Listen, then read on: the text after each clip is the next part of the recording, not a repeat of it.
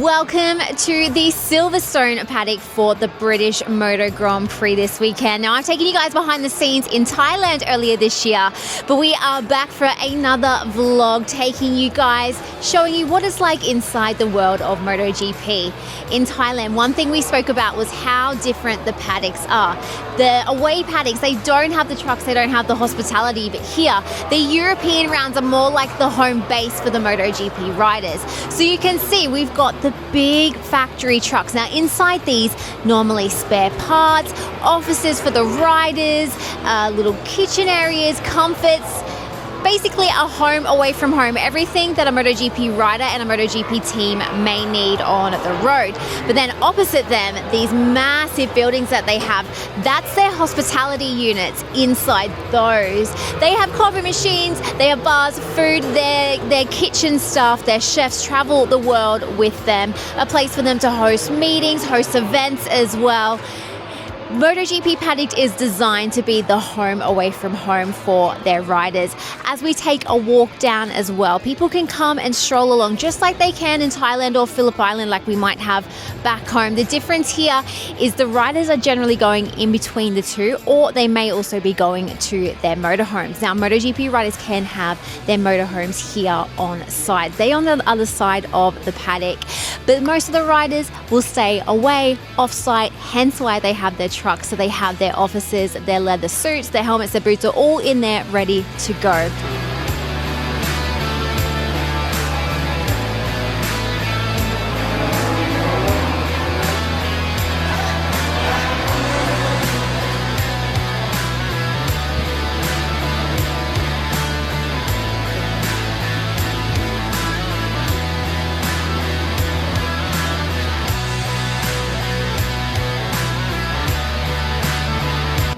So we obviously have the team trucks and the team hospitalities, but what we don't often see is the technical support that also arrives with the MotoGP paddock. We have trucks here like the Olin suspension behind me further down the paddock.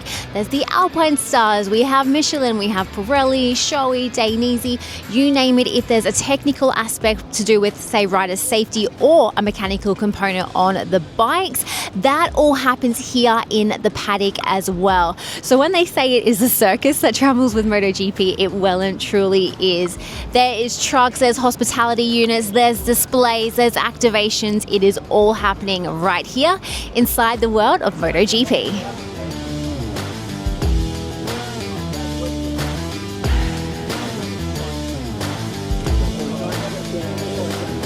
You never know who you're going to run into when you're walking through the paddock, and I just happened to run into my friend Scott Ogden here, and I just asked him about what it is like out there on a Moto3 bike, because Friday you've had your morning practice, so tell me, what is it like out there? Yeah, it's good. At the moment, it's a little bit bumpier than the last few years, I think, because the F1 cars, and they're not doing so much motorbike stuff anymore, it's just car stuff. So yeah, the track's a little bit bumpier. It's quite a difficult track because it's so long, so you just have to try to be perfect, hit your marks, and yeah, overall not make many mistakes in the lap, and it's better than trying to override the bike.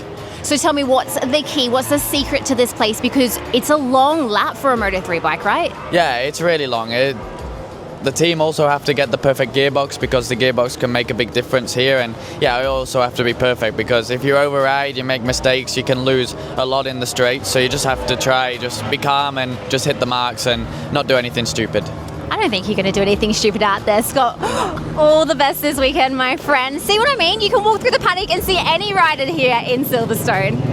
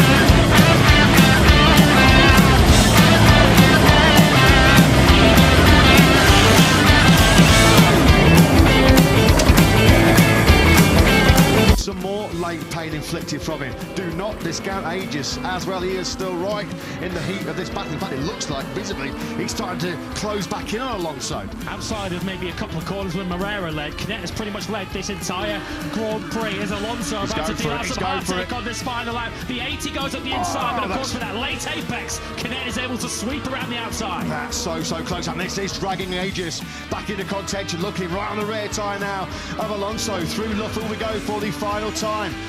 This is now through turn 8. Agius will be desperate for Alonso and Canet to engage with each other here. We know how good Agius is into cops. He's now going to have a look here at the inside of Alonso to take second place. He stays patient for now. Half a lap remains in this Moto2 Classic. It's going to be all about the slipstream, isn't it? Out of Chapel and then down the Hanger Straight, and then who can tough it out and be bold and brave on the brakes into turn 15 through Stowe. Nothing at all is there between Canet, Alonso and Agius. And Moreira and Guevara coming back into the podium battle as well. I think he might just run out of steam there, the Guevara, the Spaniard at the back of this pack. Out of Chapel we go though.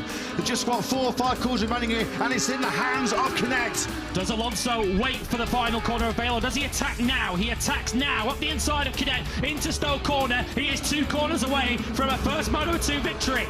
He's going to run a little bit wide. Canet hugs a slightly tighter line. It's now or never then for Canet and Agius. Canet's going to try and seize the inside line. How good on the brakes though is Alonso. They're surely going to have contact. Agius around the outside of both of them, and Senna Agius is going to win a bonkers British Grand Prix here in Moto2. We said that Agius could still win this, and he does.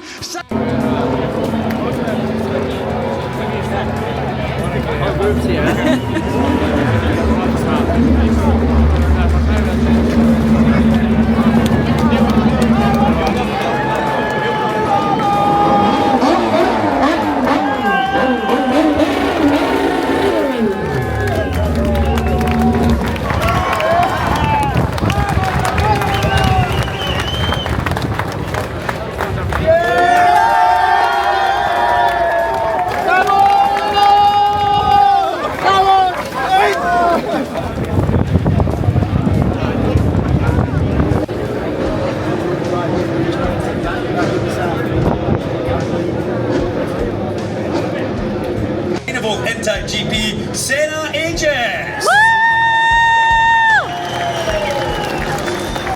Senna, your first Moto2 victory.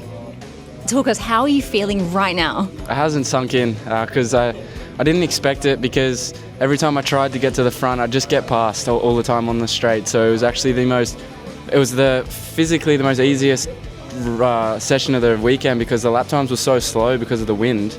And we were just passing each other every corner, and yeah, I was trying to have it like a bit of a strategic plan. And when I got past Diogo, I knew I needed to push to get up to Aaron and Alonso. And with clear track, I was one of the fastest. I bridged the gap directly in Sector 1. Again, I tried to do my best on the back straight, and then I saw Canet go on the inside, and I thought, okay, he's going to go super tight, and I know that corner comes back quicker than you think. And then, yeah, when they went wide, I almost lost the front myself, but I went on the inside and was just praying no one passed me in the last corner, but did my best, and we're a Grand Prix winner now, and that hasn't sunk in for sure. You're a Grand Prix winner. Talk to us, what was it like those last final corners when you realised you're in the lead, you were crossing the line, you were in first place? What was going through your mind? I cried. Initially, I went over the line and I honestly started crying. I stopped in turn 1 and had a little look to the sky, because about 5 years ago I promised my great-grandfather, when he passed away, pretty much at that moment, that was the time I was just moving to Europe in COVID, and it was the start of my career pretty much in Europe, and I thought I'm definitely going to win on the top step in the big class for him one day. Okay, we're not in MotoGP, but we're not fast, so to get a first victory in Moto2, that one's entirely for him. Let's recap the British Motorcycle Grand Prix from Silverstone this weekend. Let's go through the results. Aussie Senna Agius, he claimed his maiden Moto2 victory right here this weekend. And Jack Miller, he was P7th in MotoGP. And in Moto3, our Aussie young guns, Joel Kelso with a DNF. Difficult weekend for the Aussie youngster. And Jacob Rulstone, he is making momentum with a P13 finish. But MotoGP, Marco Bezzecchi was the race winner with Aprilia. Can you believe it? Ahead of Johan Zarco, double back-to-back podiums for him, and Marc Marquez in third. But we did have that red flag. We had those issues before the race started, so it was a drama, action-packed motorcycle Grand Prix here in Silverstone. That's a wrap from the paddock as we prepare to head to round 8 in Aragon in 2 weeks' time. I'm going to take you guys behind the scenes there. Let's see what we can get up to in Aragon. But from here in Silverstone, it's bye for now.